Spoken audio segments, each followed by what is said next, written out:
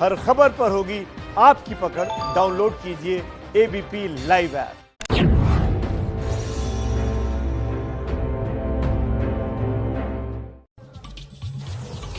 कौन बनेगा मुख्यमंत्री में आपका बहुत बहुत स्वागत। मैं हूं आपके साथ शोभना यादव। कौन बनेगा मुख्यमंत्री की शुरुआत इस समय की बड़ी खबर से। लालू प्रसाद यादव ने रघुवंश प्रसाद सिंह को चिट्ठी लिखी है। रघुवंश प्रसाद सिंह एम्स में भर्ती हैं। आज उन्होंने इस्तीफा दे दिया था। लालू प्रसाद यादव ने लिखा है 4 दशकों का हमारा साथ है। लालू ने लिखा आप कहीं नहीं जा रहे हैं, समझ लीजिए। ये चिट्ठी भी हम आपको दिखा रहे हैं साथ के साथ। लालू यादव ने रघुवंश प्रसाद सिंह को लिखा आप कहीं नहीं जा रहे हैं, समझ लीजिए। आप जल्द स्वस्थ हो और हम फिर बात करेंगे। तो ये बड़ी खबर इस समय की, बड़ा डेवलपमेंट। रघुवंश प्रसाद सिंह ने आज सुबह इस्तीफा दिया था। प्रकाश मेरे सहयोगी मुझसे जुड़ रहे हैं। प्रकाश, अब रघुवंश क्या करेंगे? लालू प्रसाद यादव की बात क्या टाल पाएंगे? देखिए शोभना, रघुवंश प्रसाद सिंह अभी भी एम्स में ही भर्ती हैं और वहां से उन्होंने हाथ से चिट्ठी लिखी थी और इसका जवाब खुद लालू यादव ने हाथ से लिख करके दिया है। उसमें जेल का मुहर भी लगा हुआ है। दरअसल रघुवंश प्रसाद सिंह को मनाने की काफी कोशिशें की जा रही थी, लेकिन सबसे ज्यादा आहत तब हुए थे जब लालू यादव के बड़े बेटे तेज प्रताप यादव ने यह कह डाला था कि आरजेडी समंदर है, उससे 1 लोटा पानी निकल जाएगा तो कुछ भी नहीं होगा। और इस पर लालू यादव ने कोई प्रतिक्रिया नहीं दी थी। आज जो वो पत्र लिख रहे हैं, काश ये पत्र उन्होंने अपने बेटे को डांटते हुए कुछ लिखा होता या सरेआम कुछ बातें कही होती तो ऐसी स्थिति नहीं आती। लेकिन कहीं ना कहीं रघुवंश प्रसाद सिंह लगातार पार्टी में हाशिए पर जा रहे थे, उनकी सुनी नहीं जा रही थी। तेजस्वी यादव उनसे मिलने जरूर गए थे, लेकिन वो मना नहीं पाए थे। पार्टी में जिस तरह की गतिविधियां हो रही थी उसको लेकर लगातार सवाल खड़े कर रहे थे और उनकी कोई नहीं सुन रहा था। ऐसी स्थिति में अब उनका वापस आना बहुत मुश्किल लगता है। बहुत बहुत धन्यवाद प्रकाश इस पूरी जानकारी के लिए। और हम आपको बता दें कि रघुवंश सिंह लालू प्रसाद यादव के हनुमान कहे जाते हैं। 30 साल से ज्यादा समय से दोनों एक साथ हैं। जैसे ही आज उन्होंने इस्तीफे वाली चिट्ठी लिखी, विरोधियों की तो बाँछें खिल गई। रघुवंश की नाराजगी की इनसाइड स्टोरी देखिए और समझिए। ओढ़ के मैलो किन्ही दास कबीरा जतन से ओढ़े, ज्यों के त्यों धर दिनी चदरिया झीनी रे झीनी। रघुवंश सिंह जब बोलते हैं तो अंदाज लालू यादव वाला होता था। किया? कौन किया? बाबू लालू प्रसाद ने किया। दूरा समय के रथ का घर घर नाद सुनो, सिंहासन खाली करो कि जनता आती है। पार्टी में कई तरह के संकट आए, लेकिन रघुवंश सिंह लालू के पीछे चट्टान की तरह खड़ी रहे। राजे आरक्षण दे दिया, सवर्ण के आरक्षण दे दिया, नौकरी नहीं है तो आरक्षण 10% क्या 100% देगा की परसई छी तो झूठ तो तनिया हगर से लगाए परस ले जाऊ। यही जुमला, यही खराबी सवाल है आरक्षण का। अब पार्टी से इस्तीफे वाली चिट्ठी में इसका जिक्र भी किया है। लालू की राजनीतिक जिंदगी में उनकी अहमियत का अंदाजा इसी बात से लगा सकते हैं कि जब यूपीए 1 में लालू रेल मंत्री बने तो रघुवंश बाबू ही वो दूसरे नेता थे जिन्हें आरजेडी कोटे से कैबिनेट मंत्री बनाया गया। जहां पर जनतंत्र का जन्म हुआ, हमने अब्राहम लिंकन से डेमोक्रेसी नहीं सीखी है। हमारे पुरखों ने जनतंत्र, जमहूरियत, डेमोक्रेसी को पैदा किया। वैसे तो रघुवंश सिंह पार्टी में काफी समय से साइडलाइन किए गए थे, लेकिन पिछले साल उनके स्वजातीय जगदानंद सिंह को जब पार्टी का प्रदेश अध्यक्ष बनाया गया तब उनकी नाराजगी पहली बार सामने आ गई। रघुवंश सिंह का मानना था कि जगदा बाबू पार्टी नहीं चला पाएंगे, लेकिन उनकी नाराजगी को लालू परिवार ने हल्के में लिया। पिछले महीने जब बाहुबली रामा सिंह को आरजेडी में शामिल कराने की तैयारी हुई तो इनके सब्र का जैसे बांध टूट गया। रामा सिंह भी रघुवंश सिंह की राजपूत जाति से ही आते हैं, लेकिन रघुवंश सिंह इन्हें पसंद बिल्कुल नहीं करते, क्योंकि 2014 के लोकसभा चुनाव में रामा सिंह ने ही वैशाली में हराया था। कुछ दिनों से तबीयत खराब होने की वजह से वो हॉस्पिटलाइज हैं। इस पूरे मामले पर हमारे आदरणीय राष्ट्रीय अध्यक्ष श्री लालू प्रसाद जी देखेंगे। हमें अभी तक आदरणीय रघुवंश बाबू ने अपने जुबान से कुछ नहीं कहा। रघुवंश सिंह वैशाली से 5 बार के सांसद रह चुके हैं। मनमोहन सरकार में ग्रामीण विकास मंत्री रह चुके हैं। मनरेगा योजना के जनक भी कहे जाते हैं, लेकिन इनकी वफादारी को लालू के बेटों ने भाव नहीं दिया। पिछले दिनों तो तेज प्रताप ने यहाँ तक कह दिया कि समंदर से 1 लोटा पानी निकल जाए तो फर्क नहीं पड़ता। कौन नाराज चल रहा, कौन नहीं नाराज चल रहा, वो सिचुएशन हमारे लिए नहीं है। हमारा सिचुएशन है कि हमारा बिहार क्या है, हमारा बिहार किस सिचुएशन से गुजर रहा है, हमारा ये मेन मकसद है। पार्टी है, पार्टी समुंदर होता है, 1 लोटा जल निकाल करके बाहर कर देगा तो पानी खत्म नहीं होता है।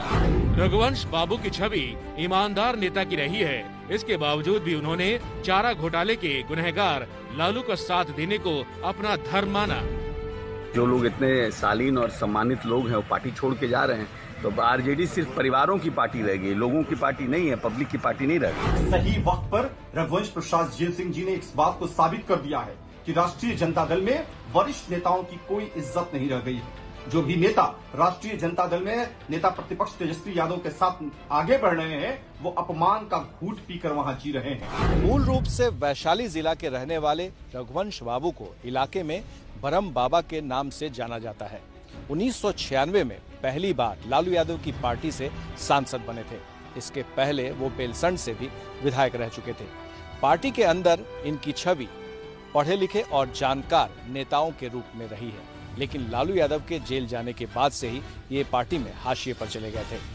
ऐसे में वैशाली की राजनीति में रघुवंश बाबू के इस्तीफे का काफी अच्छा खासा असर पड़ सकता है।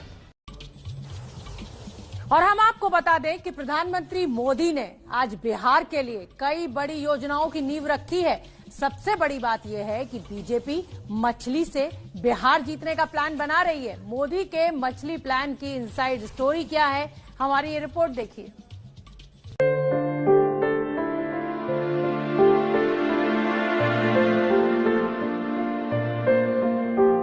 पटना में अब 80 रुपए में मछली चावल के स्वाद का मजा लिया जा सकता है।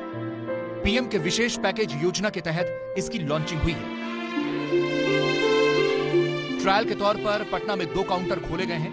प्रयोग सफल रहा तो पूरे बिहार में इसका विस्तार किया जाएगा। पहले इस योजना को समझिए, फिर इसकी इनसाइड स्टोरी आपको बताएंगे। शाम को 5 बजे आप यहाँ मिलते हैं, 3 बजे यहाँ मिलते हैं, दोपहर 2 बजे यहाँ मिलते हैं। सब लोग आप मालूम होगा आपके पास पहुंचना है तो कैसा, ऐसा बराबर परफेक्ट प्लान कर लिया है आपने?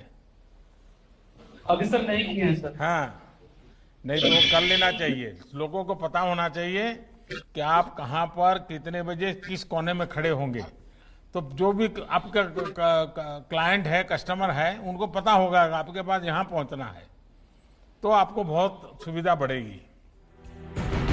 चुनाव से ठीक पहले आज बिहार में सिर्फ मछली से ही जुड़ी 107 करोड़ रुपए की योजनाओं का शिलान्यास और उद्घाटन प्रधानमंत्री मोदी ने वीडियो कॉन्फ्रेंसिंग के जरिए किया है। प्रधानमंत्री मत्स्य संपदा योजना के तहत 5 वर्षों में 20,550 करोड़ रुपए की लागत से मछली पालन में उत्तम मछली बीज एवं फीड की उपलब्धता से लेकर उत्पादन, मार्केटिंग एवं तकनीकी सहयोग के साथ अनेकों कल्याणकारी सुविधाएं विकसित की जाएंगी। बिहार के पटना, पूर्णिया, सीतामढ़ी, मधेपुरा, किशनगंज और समस्तीपुर में अनेक सुविधाओं का लोकार्पण और शिलान्यास किया गया है। इससे मछली उत्पादकों को नया इंफ्रास्ट्रक्चर मिलेगा, आधुनिक उपकरण मिलेंगे, नया मार्केट भी मिलेगा। एबीपी न्यूज से बातचीत में बिहार के कृषि मंत्री और बीजेपी नेता प्रेम कुमार कहते हैं कि ये तो महज एक शुरुआत है। एक अच्छी पहल जाकर के है।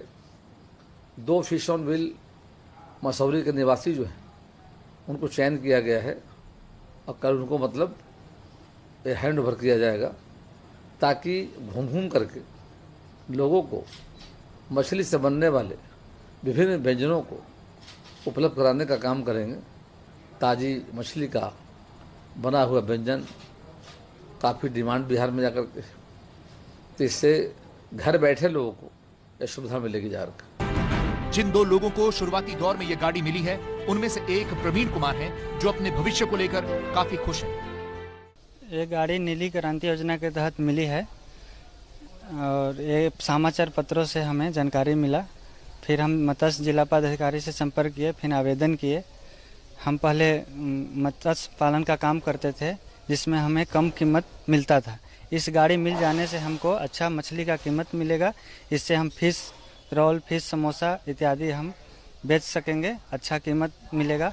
साथ ही इसमें 2-4 आदमी का रोजगार भी मिलेगा। फिश ऑन व्हील्स की लॉन्चिंग प्रधानमंत्री मछली संपदा योजना के तहत की गई है। मछली संपदा योजना से 55 लाख लोगों को रोजगार मिलने का लक्ष्य रखा गया है। बिहार के लिए खास ये है कि सीतामढ़ी में मछली बीज फार्म, किशनगंज में मछली पालन कॉलेज, पटना में जलीय रेफरल प्रयोगशाला, मधेपुरा में मछली चारा मिल और पूसा में मछली उत्पादन तकनीक केंद्र सहित दर्जन भर योजनाओं का शिलान्यास और उद्घाटन किया गया। अब आइए मोदी सरकार के इस प्लान के पीछे की कहानी आपको समझाते हैं। बिहार में अगले महीने चुनाव होने वाले हैं और मछली वाली इन स्कीमों के जरिए एनडीए की नजर उस वोट बैंक पर है जो इस वक्त डमाडोल स्थिति में है। असल में बिहार में 10% से ज्यादा आबादी उस निषाद समुदाय की है जो पानी से जुड़े कारोबार से जुड़ा हुआ है। इस समुदाय के सबसे बड़े नेता मुकेश सहनी अभी महागठबंधन में हैं।